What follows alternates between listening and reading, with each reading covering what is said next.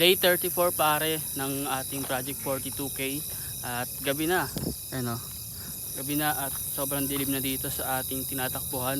So, ang program dapat natin ngayon is interval run. Pero dahil nabago, so binago ko pala, hindi pala nabago. Binago ko talaga. Dapat interval run tayo ngayon. Pero dahil curious ako kung anong feeling tumakbo ng sprint, ng 100 meters sprint. Curious ako kung anong feeling tumakbo nun kasi di ko pa nagagawa, kaya susubukan natin ngayon. So dahil gabi na, wala tayong choice kundi dito tumakbo dahil hindi tayo pwede sa kalsada dahil baka masagasaan tayo, di ba? Mamamatay tayo niyan na maaga. Dito yung finish natin, ito sa guhit na to. Tapos somewhere doon sa kabila doon is meron doong bato na nilagay ko, which is yun yung tanda na 100 meters.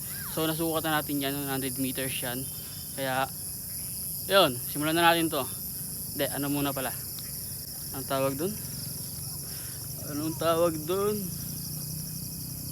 Stretching muna tayo.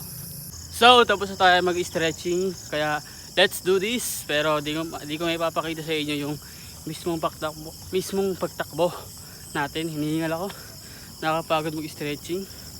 Stretching pa lang, ubos na yan energy Di ko may papakita sa inyo yung buong process, yung mismong pagtakbo, pero papakita ko na lang yung result sa inyo in 3, 2, 1.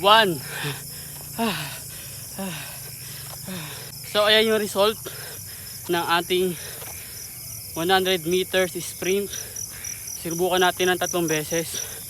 Yung unang beses di ko napansin, wala pa palang 100 meters, kaya sinubukan ko ng pangalawa, and then sinubukan ko ulit ng pangatlo, at umabot tayo ng 19 seconds bago natin matapos yung 100 meters. Ewan ko kung sakto na ba yun, kung yun na ba yun, pero try pa natin mga susunod pa. Nakapagod. Pero subukan natin ito sa susunod pa. Titignan natin kung may improvement ba, kung mas mapapabilis ba natin. So yun lang for day 34, at kita-kits tayo sa day 35, which is bukas rin. So yun lang, takbo lang and I shall return.